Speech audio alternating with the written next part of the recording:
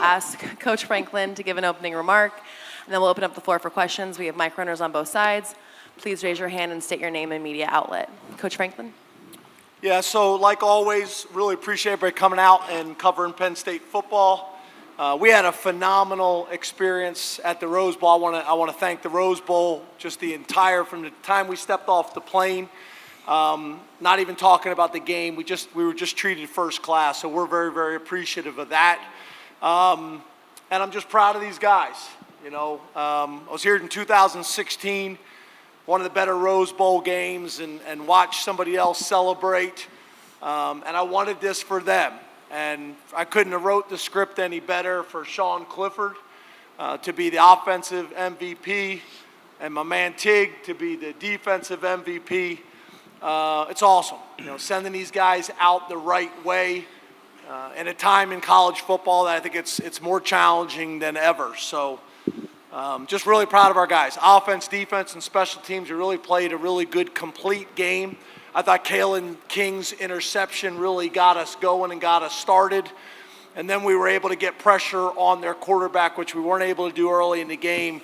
And that started changing some things for us. Obviously, the big run by Nick Singleton. Barney Moore punted well all night long because it was a position game. I'm playing Coach Whittingham as a defensive head coach. And they were really, you know, you talk about drive-start battle, they were really winning that. So our guys just stuck together. We made some big plays when we needed to, and we found a way to get a win against a really, really good Utah team. And I do want to take a moment and just make sure that we show enough respect and appreciation for the University of Utah. I got so much respect for the university as a whole, for Coach Whittingham and what he's done across his entire career, watching them on tape. You know, for people that know and love football, that's a really good football team. So just a credit to them and a credit to these guys that are up here. We'll open up the floor for questions. We'll take one right in the front. There. Daniel Gown, Lions 24/7.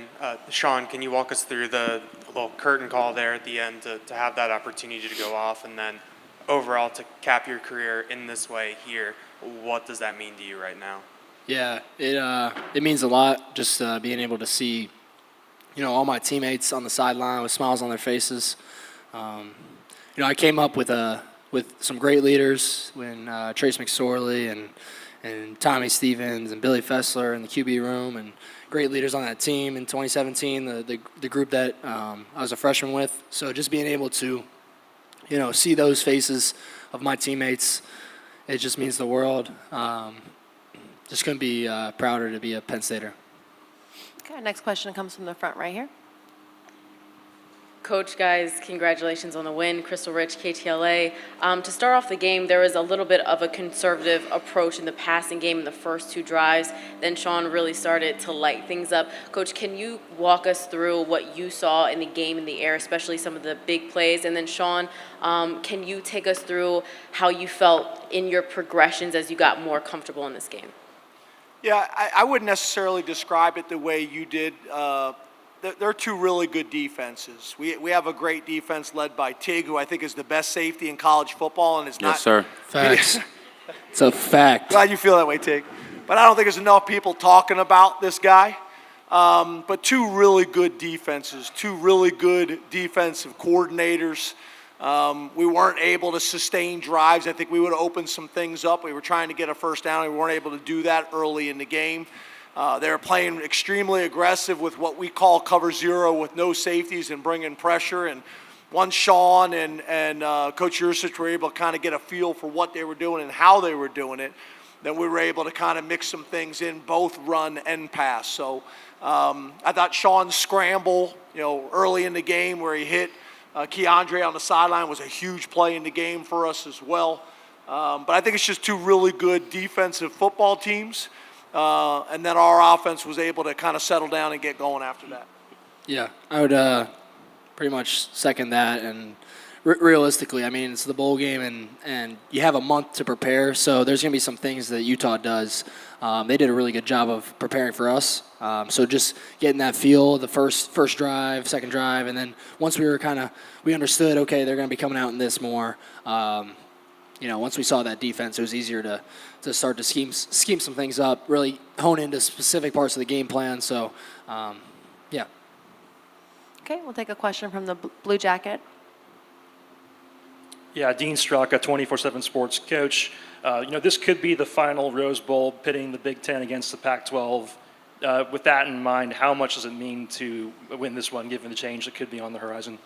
Yeah, and not only that, I also understand that, it's the 100-year anniversary of Penn State playing in this in 1923 as well. So just so much tradition and history with this bowl. And then obviously specific to Penn State. And then playing Utah. I mean, there's not too many things in 2023 where you can say it's never happened before. Penn State had never played, Utah before. So a lot of really cool things. But most importantly, I'm so proud of these guys and how they handled themselves. And I'm talking about it all. The feedback from the Rose Bowl staff about our players and how they conducted themselves. From LA Live, the JW Marriott, they were phenomenal with us. And the feedback I got about our players, that's very important to us at Penn State.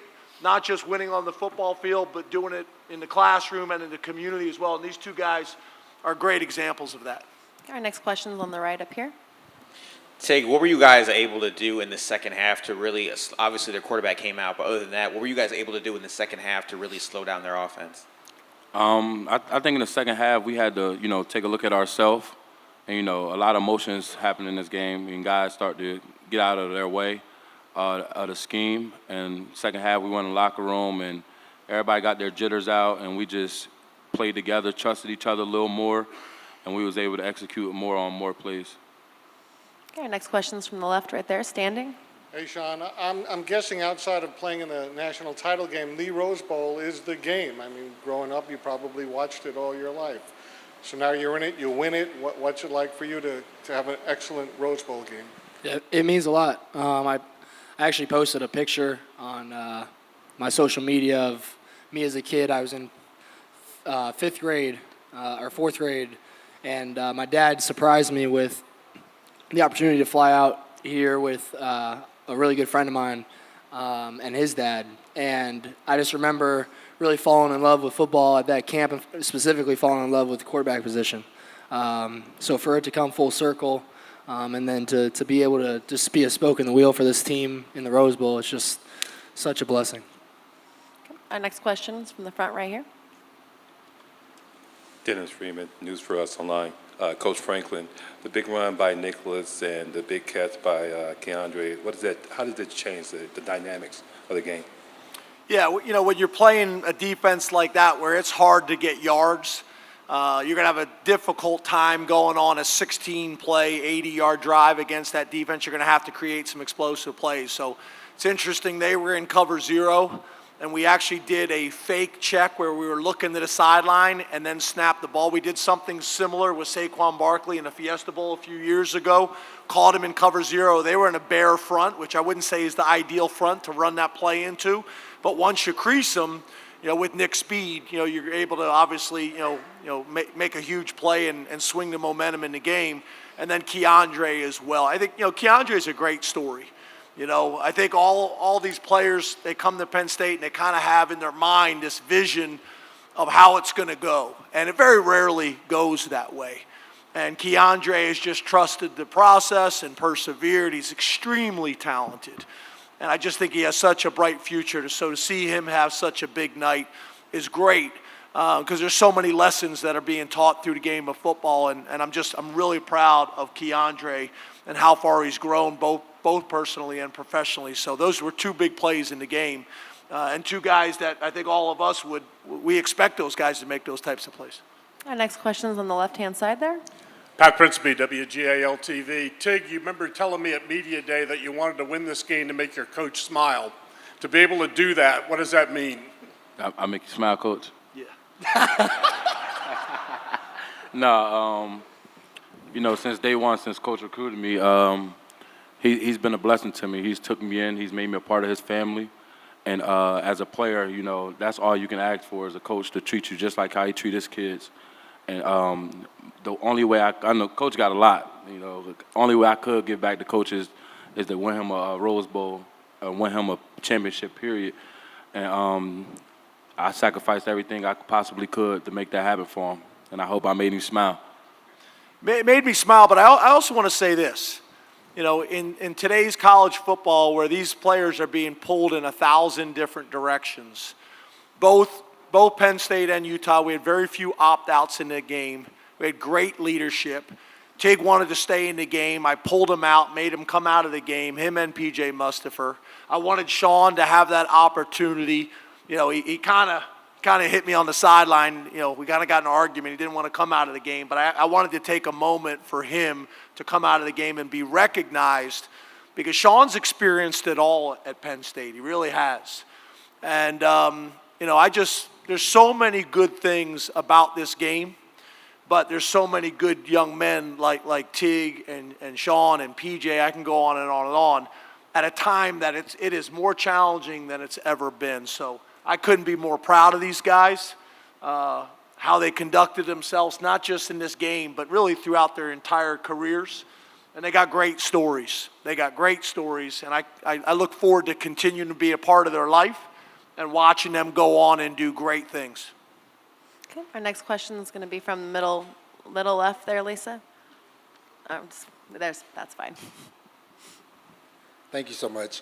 John W. Davis with the Orange County Register. I want to start with Sean. Sean, what did you see on that 88-yard touchdown pass to number one? And then also, all three of you, just wondering what you thought about that, I'll call it a soccer-style celebration, if you guys caught it. Yeah. No, it was up for debate, you know, whether we wanted to take a shot. It was that 3rd down and 4. And, you know, I've been seeing the same look all game, so I was definitely, you know, a proponent for taking that shot, and I know that Keandre wanted it too.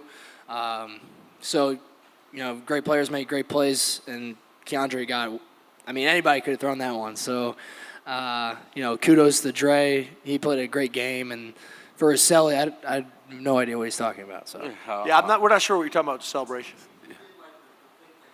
Oh, yeah. I wanted to kill him because literally Terry Smith said on the headset to me, I think Keandre pulled his hamstring. But, yeah. Whatever he's watching, stop watching it. Our next question will come from the right-hand side right over here. Colin Beasley, Philadelphia Inquirer. Sean, you've had a Penn State career with so many ups and downs. What does it mean to you to end lot of your ups. career, to end your career on a day like this? Lot of ups. Yeah. Few downs. Yeah. appreciate that, Coach. No, it means a lot just to be in this position. I just think back to all the different teams that I've been a part of. You know, and quarterback's a funny position because he gets all the recognition, but it's, you know, I depend on 10 other guys to get the job done constantly.